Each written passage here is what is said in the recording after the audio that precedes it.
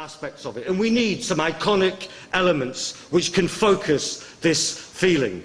And this, in turn, can generate much more wide and collective action. In Britain, the trade union movement has recently passed, most of the big trade unions, policies moving towards the boycott of at least some Israeli products, principally those that are illegally produced on the West Bank, at least some. It's a very important step forward. But of course, words come cheap, and they have to be turned into action. And in 1985, a young Irish shop worker called Mary Manning received just such a policy document from her union in Ireland, which said that the union was boycotting various South African goods. And so when a customer turned up with an outspan grapefruit, Mary Manning told her at Dunn's store that she could not check the fruit out because it was being boycotted. Mary Manning was sacked. Her 10 workmates walked out in her support.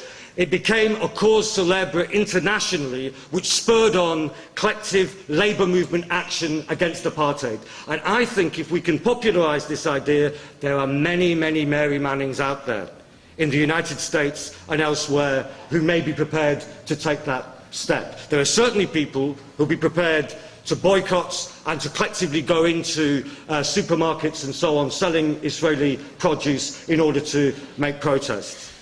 I hesitate to move on to the next point because in the audience is someone who's a great expert and leading activist in this particular area, Mike Letwin from the labour movement, the attempts to mobilise the labour movement behind the Palestinian cause. But it's my understanding that on Sunday, dock workers in San Francisco and their supporters are going to, at least for one day, follow the example of dock workers in Durban and in Sweden and refuse to unload an Israeli ship in San Francisco.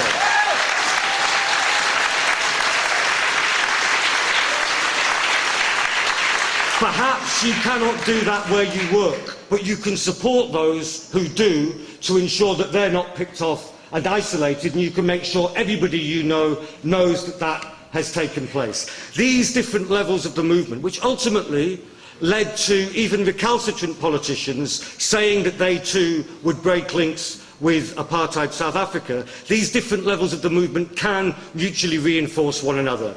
The high-profile, cutting-edge, direct engagement against the siege by land and sea, the widespread consumer boycott backed by systematically refuting every lie that comes out of the Zionist propaganda machine, encouraging the collective action at the points at which the Israeli economy can be squeezed. These different interlocking elements, I believe, are what we can begin to look forward.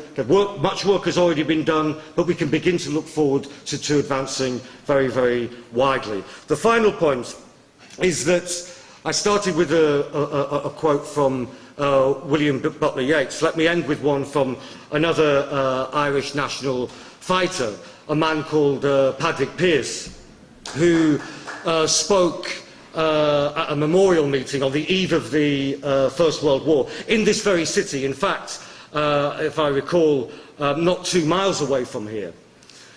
And he said, "There can be no peace between truth and falsehood, between tyranny and justice, between freedom and oppression.